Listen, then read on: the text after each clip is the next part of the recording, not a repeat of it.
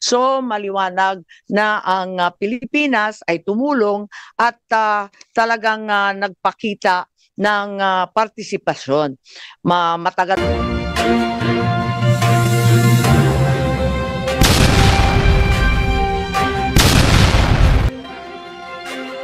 Ngayon may manifestation rin po si Senator Alan Peter Cayetano. Good morning, Madam Chair. Sa ating colleagues, kay Senator Bato, Senator Bongo, Mista, magandang umaga sa inyong lahat. Well, syempre po, nalulungkot po ako na para tayong pumunta ng birthday party, walang dumating na bisita. But unlike a party, you can celebrate naman with your closest friends, family.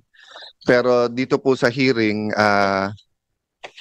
I think we can still be productive, but ayoko naman, Madam Chair, na pagalitan yung present dahil maraming absent. So may I take the opportunity to thank very much Attorney Alexis Medina, Attorney Santiago, Attorney Bernal.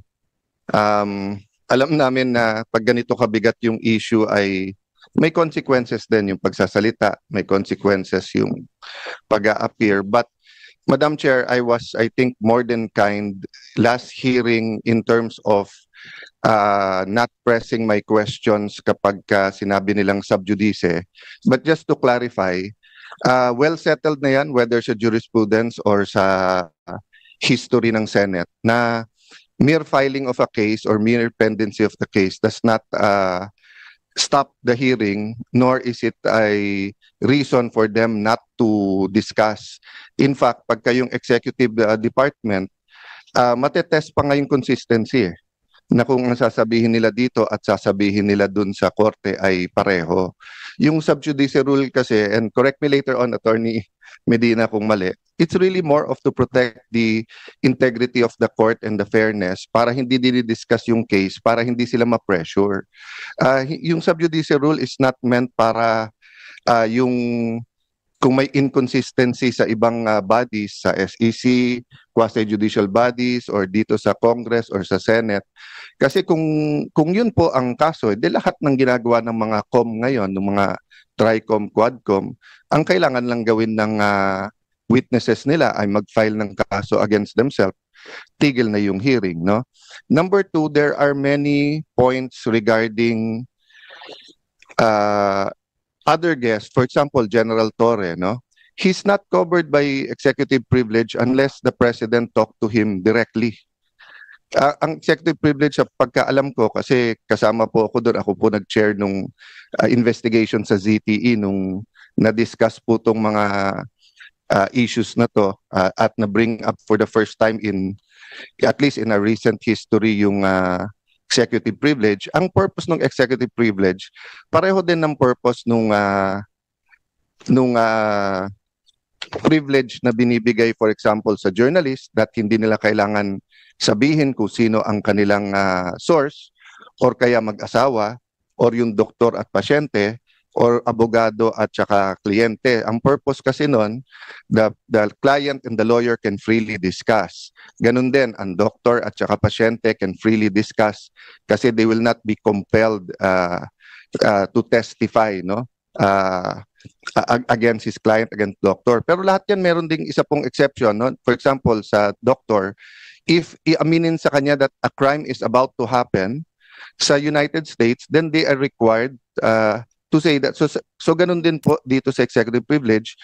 Malinaw sa Supreme Court ruling, you cannot use executive privilege if ang pinag-uusapan may crime ba o wala, or if it's to cover up a crime. At this point, we're not saying there is a crime to cover up, but I will bring up that point right now. So ma'am, of course, under your leadership, and syempre, may emotions naman talaga si Senator Bongo last time, kayo po. Ako, try ko lang pigilan. Talagang bantay na bantay ako ng asawa ko na huwag uminit ulo last hearing, no? Kausap ko rin ng Senate President na let's check the facts, apply the issues, wag mo nang banat ng banat kasi nga baka hindi natin nakita yung buong video. So having said that, I think lahat naman na himasmasan, lahat naman po tayo ay nakapag-reflect. So I was reflecting on, and ma'am, pwede ba after this just to show a short video ni General Torre? Kasi ito ma'am, Republic Act number 7438, an act defining certain rights of a person arrested, detained, or under custodial investigation, as well as the duties of the arresting, detaining, and investigating officers, and providing penalties for the violation thereof. May I also, akin to court na pagkawala po o hindi pinayagan yung ebidensyang i-offer, dito i-proffer. No? So wala sila, pero hindi ibig sabihin hindi ko pwedeng ilagay sa record yung tanong at baka sa media nila sagutin, baka dito later on. Ang linaw po kasi dito, nakalagay po dito. Okay lang kay Senator Cayetano kasi may chronological Okay, presentation one line tayo. lang. At saka si Senator Bato gustong pag-usapan din yung arrest. Sige ma'am. I'll leave just this one line lang para lang hindi mabitin yung train of thought, no. Nakalagay kasi dito, any person arrested or detained under custodial investigation shall be allowed visits by conferences or any member of his immediate family or any medical doctor or priest or religious minister chosen by him or by any member of his immediate family or by his counsel. Okay, hindi ko nahabaan kasi nga ma'am, I'll follow your advice. Ma'am, may penalty po to. Ang penalty nito, any person who obstructs, prevents, or prohibits any lawyer, any member of the immediate family or person arrested, detained, or under custodial investigation, or any medical doctor or priest or minister by his counsel from visiting and conferring privately chosen by him or by any member's immediate family with him, or from examining and treating him. Ma'am, by his choice at any time, I'll go back to the title at saka dun sa nakalagay. Nakalagay dito, hindi lang custodial investigation basta arrest or detained. So he was arrested and detained. So even if magdebate tayo na custodial investigation ba yun o hindi, no? So ma'am, ang ano po dito, ang penalty is imprisonment of not less than 4 years nor more than 6 years and a fine of 4,000 pesos. So ang question ko, meron na bang report dito sa arrest at kinasuhan ba si General Torre? Last question, ma'am. Tuwing magpapa-aresto lately, parang ang pinaka-effective si General Torre, di ba? So nung pina-aresto si Pastor Kibuloy, grabe yung mga nangyari at ginawa, di ba? Nung pina-aresto po si President Duterte, yun naman pinag-uusapan natin, nakita naman natin. Nung nag-hearing po ako tungkol sa tulay na sa Isabela na gumiba, hindi po nag-a-attend si Secretary Bonoan. Sinabi ko lang, kailangan ko pa bang i-designate si General Torre para kunin si Secretary? The next time, nag-attend na siya. So ito, tanong ko ma'am, pag nag-issue tayo ng subpoena at hindi siya mag-attend at kinontempt natin, pwede bang ang utusang kong hulihin si General Torre ay si General Torre? Kasi effective, no? Dinadaan ko lang sa biro, but I think of all his interviews and sa nangyari, this is my last point, ma'am. I'll submit to all my other colleagues. This is my point lang, ma'am. Nanunood kasi yung buong PNP. Nanunood yung mga teachers ng constitutional law, mga estudyante. Nanunood ang mga estudyante ng criminology. And di ba sabi nga nila, yung bata, hindi mo pwedeng turuan sa salita. Natututo yung bata sa gawa. So ganun din sa gobyerno natin. Pag sinabi nung mayor, no corruption, pero corrupt siya, ang dating sa mga department head, pwede mag-corrupt. Di ba? Pag sinabi ng COMELEC officer sa isang probinsya, no cheating, pero pinayagan niya yung cheating or vote buying, ang papakinggan ng tao, hindi yung salita, yung gawa So kung mali yung pagka-aresto, nangangamba ako na especially sa lugar na walang internet, walang cellphone, baka ito yung masunod humihingi sila ng counsel nila o doktor, tapos hindi pagbibigyan, no? And then the last point doon, ma'am, is that bakit kapag ka lower rank, meron pong isang vlogger, di ba, na PNP, na nagsorry na kaya parang okay, pero hinuli, tapos kakasuhan. I understand that at magandang rule yon na pagka ikaw ay sundalo o pulis ay hindi ka basta pwedeng hindi ka pwedeng partisan, di ba? Pangalawa, kailangan bantayan mo sinasabi mo. But I'll give you two examples, ma'am. Bakit po si General Torre, kung ano-ano sinasabi sa kung ano-anong interview, hindi naman napapagalitan? So ang dating po sa lower rank, bawal partisan kung kalaban. Kung kakampi yung sinabi mo, pwede. I'll go to a non-partisan issue. And I respect this person very much. I think he's one of the best chief of staff, personal friend, etc. Kaya lang, as a former secretary of the DFA, I have to mention this, no?